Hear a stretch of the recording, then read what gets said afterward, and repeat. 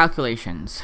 We consider the scenario of an attacker trying to generate an alternative chain faster than the honest chain.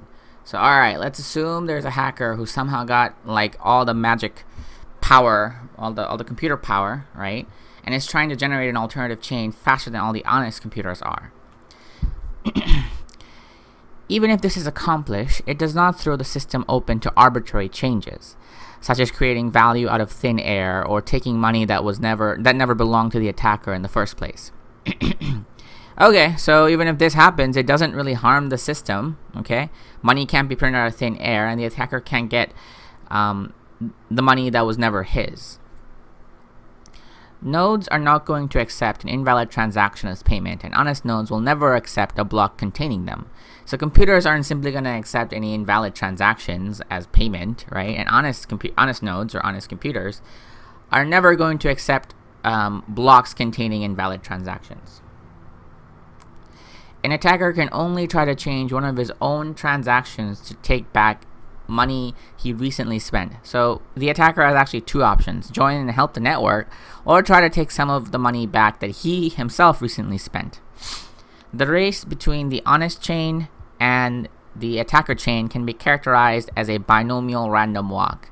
So first off, binomial random walks are hard to describe for me, as translating math into regular language is harder. I know this is ironic, and I admit that, as I'm simplifying blockchain tech, which is based on high levels of math and abstract cryptography. So I'm linking a YouTube video that will help you understand what a random walk is, or rather a binomial random walk is. Go here to learn more about random walks, and this is the link. I'm going to put this in the description of the video, so you'll be able to like click it. You don't have to actually type this out. So if you're typing this out right now, just stop and click. Okay, the race between the honest chain and attacker chain is similar to a binomial random walk. You should pause the video at this point, look at the other video, and then come back. Okay, everything good? Good. The success event is the honest chain being extended by one block, increasing its lead by +1. And the failure event is the attacker's chain being extended by one block and reducing the gap by -1. The way my brain sees this is, so like in a random walk, either the attacker will end up in the lead adding +1 block for himself, or he'll fail and end up one block behind -1 for himself. The probability of an attacker catching up from a given deficit is analogous to a gambler's ruin problem. Okay, so what's the chance of the attacker catching up? It's pretty much like the gambler's ruins problem, which he then goes on to freaking explain in the next paragraph. Damn, Satoshi, you are too smart for me. Alright, always one step ahead of the world. Okay, so suppose a gambler with unlimited credit starts at a deficit and plays potentially an infinite number of trials to reach break-even. So you got a gambler, alright, who has unlimited money/credit because, of course, why not? This is the mathematical world. We can do unlimited stuff. Why? So he starts at a deficit, meaning the way I interpret it is meaning at a losing hand. And he plays an infinite number of games because it's the casino from heaven or hell, not sure, you decide. He's playing an infinite number of games to try to break even, meaning 0 losses and 0 profits, or 50% wins and 50% losses. We can calculate the probability he never reaches break even, or that an attacker ever catches up with the honest chain as follows. So we, Satoshi Nakamoto, being math people, can actually calculate the chance or probability that he reaches break even, or like our actual problem, that the attacker catches up to the honest chain. Below is the math defined. So here's the math that he's defining. P equals the probability of an honest node finds the next block. Q equals probability of the attacker finding the next block. QZ is the probability that the attacker will ever catch up from block Z, from Z blocks behind. So P is the chance that our honest computers will find the next block. Q is the chance that the attacker will find the next block. QZ is the probability or chance that the attacker will catch up from a number of blocks behind. That number can be any number, and so we call this number Z. So it can be block number 50, or block number 10, or block number 1,000, whatever it is. It's, for equation purposes, Z. So this is the equation, and I'll put this into Word for you. So QZ is equal to or is the chance that the attacker will find the next block, which is 100%, if the chance of the honest node finding the next block is equal to or less than the chance of the attacker finding the next block. So this is the top part.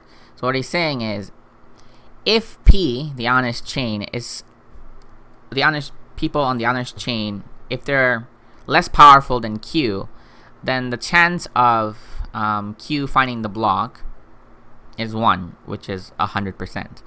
And then on the second line, it's saying, so QZ is the chance that the attacker will find the next block is equal to the chance of the attacker finding the next block divided by the chance of an honest node finding the next block raised to the Z, if the honest node's chance is greater than the attacker. So what this really means is, if the honest nodes are more powerful, they control more computer power than Q, then the chance of the attacker catching up is Q, which is the chance of the attacker, divided by the chance of P, adding a block, right, to the Z, whatever the block number is.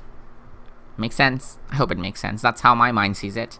Again, math is really hard for me to sort of explain in English, so I'm trying my best over here. I know half the internet's gonna go, try harder. I know somebody's gonna put that comment down there.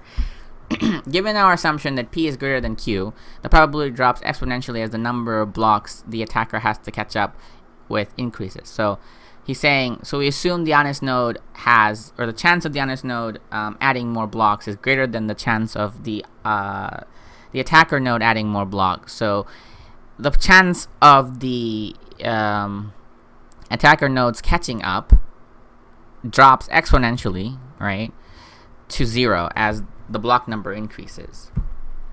With the odds against him, it doesn't make a lucky lunge.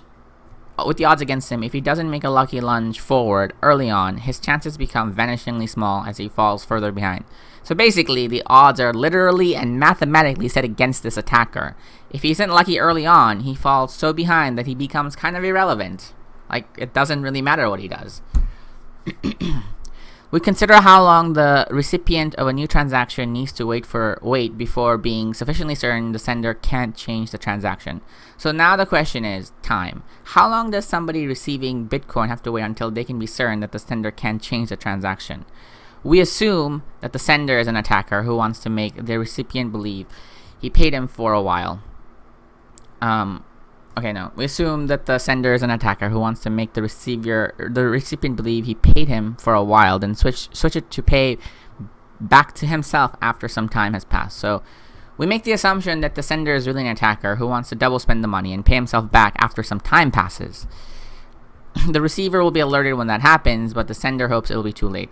So the person receiving the Bitcoin will be alerted when this happens, but the guy sending the money hopes that it will be too late, because the guy sending the money is your attacker.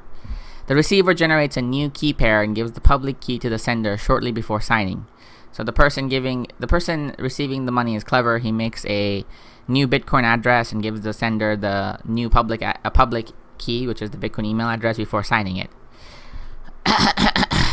This prevents the sender from preparing a chain of blocks ahead of time by working on continuously until he is lucky enough to get far ahead, then executing the transaction at that moment. So doing this prevents the attacker who's the sender from working on blocks ahead of time. It prevents him from getting ahead, because remember, it breaks the chain. Not the blockchain, but the every time you generate a new public key, it's new. So it's harder for the attacker to see that was going to be the public key you generated, if that makes any sense. Once the transaction is sent, the dishonest sender starts working in secret on a parallel chain containing an alternate version of the transaction. Of course, once the guy sends the transaction, the dishonest person / sender starts working on a secret parallel chain that has a different version of the transaction. That's your typical dishonest person. They start working on parallel. All right. The recipient waits until the transaction has been added to the block and Z blocks have been linked after it. So the person receiving the money waits until his transaction was added to the block and Z number of blocks have been added after it, or afterwards. It looks like my afterwards is wrong. All right, there we go. Afterwards. He doesn't know the exact amount of progress the attacker has made. So the person receiving the money doesn't really know how much progress the attacker made. But assuming the honest block took the average time per block. So we're assuming that the honest blocks took the average expected time per block. That's hard coded in the software, and the difficulty changes like we discussed. The attacker's potential progress will be a Poisson distribution with expected value. Doing so allows us to assuming that the honest nodes took the average time expected to calculate the block, gives us the ability to estimate the attacker's potential progress, which looks like a Poisson distribution, which can be calculated by the following equation. Again, side note here, Poisson distributions really hard for me to explain, and again, I get the irony. I'm explaining blockchain tech and I'm trying to make it all simple. So here's a video that does a much better job than I could, and again, this will be in the doobly-doo, in the description of this video. So here's the equation. So I'm going to put this equation in word form because I can't. So lambda is equal to z, which is the number of blocks, times the chance of the attacker finds them first, divided by the chance that the honest nodes find them first. Of course, Satoshi, being a genius, doesn't really need to do this equation yet because he's working one step ahead. And I'll show you what I mean by that. To get the probability of the attacker could still catch up now, we multiply the Poisson density for each amount of progress he could have made by the probability he could catch up from that point. Or to find the chance that the attacker can catch up, we multiply the Poisson density for each amount of progress he could have made by now by the chance that he could have catch up from that point. And this is his equation. Again, equations and math. But we're going to put this into Word because at least that's one step where you can put things in your head and not just be dissuaded by this beautiful looking thing. The sum of any number from 0 to infinity of the function lambda to the k times e to the negative lambda divided by the factorial of k times is times by the chance of the attacker finding the next block divided by the chance of the honest node finding the next block to z minus k. If k is less than or equal to z, otherwise times 1 if k is greater than z.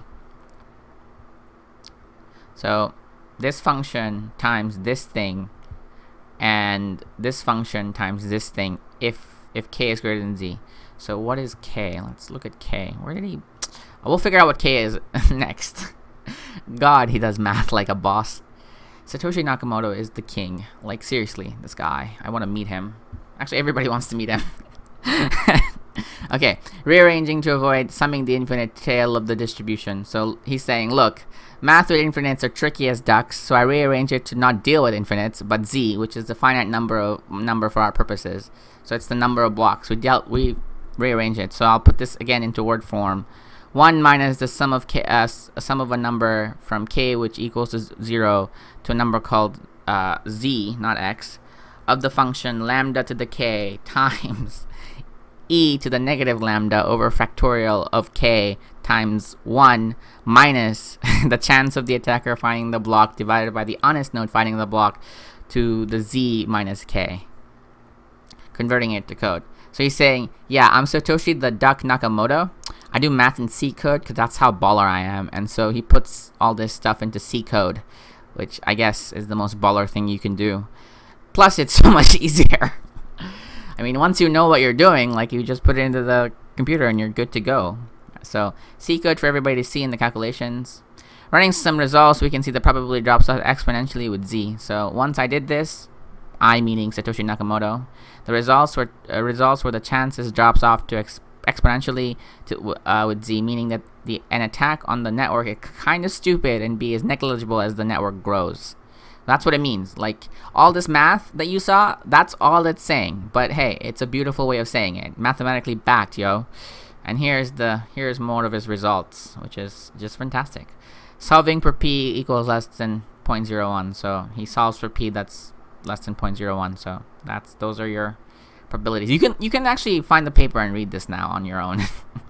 I just put it into like word format to see. These are the said results. Alright, we're on our conclusion. So this was the trickiest, most hardest section for me to understand personally. And I still don't get 50% of this. Like, I'll be honest completely. I can convert everything into Word, but my mind just like, what is all this? But when I say the chance of this and that divided by the chance of that, it makes a little more sense than it would generally just avoiding this section. Most people online avoid this section just because of that, but I'm trying to make everything simple and at least put things into words, so I've decided to do it this way. Hopefully somebody out there who's like 10x smarter than I am can sort of put this into better words than I have. Okay, so we're now at the conclusion section, and that's going to be the next video, and we're gonna tell you what the conclusion is. No problem.